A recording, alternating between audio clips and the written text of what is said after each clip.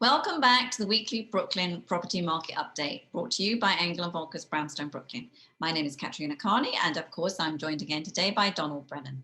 Isn't it nice, Donald, to have these lighter evenings after the clock sprang forward on Sunday evening?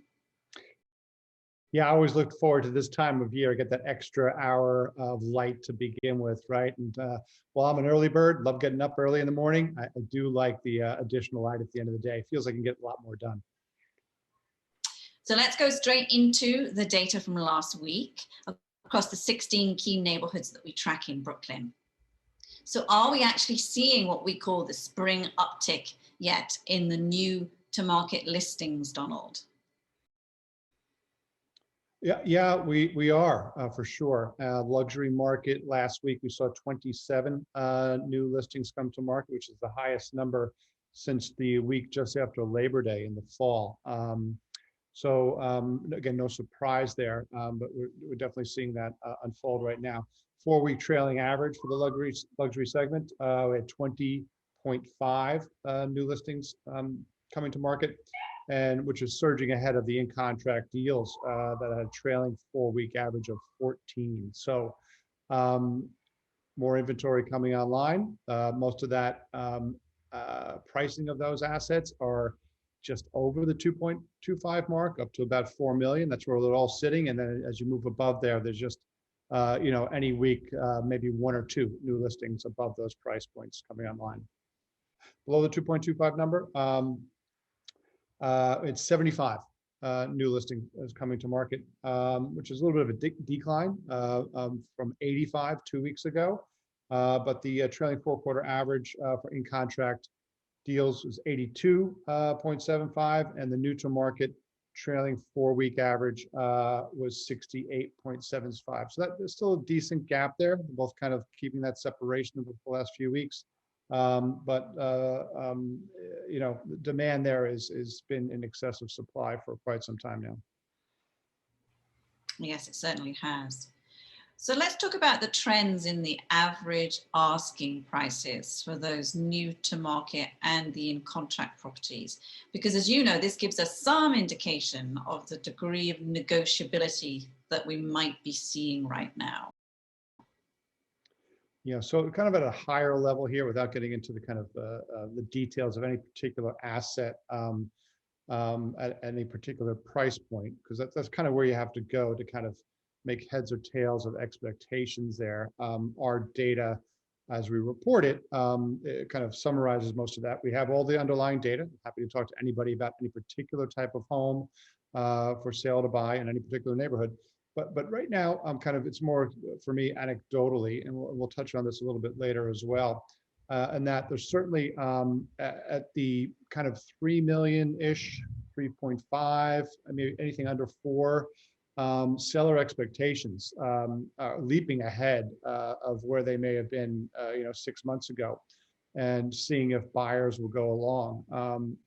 The demand there, just kind of a numbers of people out in the marketplace looking around that those price points, there's a significant number and just not a lot of inventory there. And so it's sellers will see if they're getting ahead of themselves or not. We'll see if these buyers stand up, but expectations are certainly increasing around those price points. So for our listeners who are actually interested in Brooklyn townhouses, where are we seeing that the inventory is tightest right now in terms of neighborhood to neighborhood for the townhouse market? Yeah, so picking up on kind of what we were just talking about there, I'd say there's kind of a tightness occurring in a number of neighborhoods that seem to be on most people's preferred neighborhood list of I'll live here or there, or this neighborhood, and it's the brownstone neighborhoods of Fort Greene, Clinton Hill, Park Slope, Boerum Hill, Carroll Gardens, Cobble Hill, Brooklyn Heights, Bed-Stuy, obviously. So they're all getting a lot of attention out there, and inventory for those brownstone neighborhoods closer to downtown Brooklyn the ones I just mentioned. There's certainly appears to be lack of inventory based on the number of people who are showing up at any particular new listing, and then the number of offers that are made, and deals going off the market fairly quickly, listings going off the market very quickly. So I'd say there's a little bit of a pinch right now in those neighborhoods I just mentioned, especially at those kind of 4 million and under. You go above that number, you see that there's homes there, but there are, again, a significant number of people over the last month or so out and about looking at things that weren't really present even through the fall when market was kind of improving. So it seems to be a real big jump in number of participants looking right now.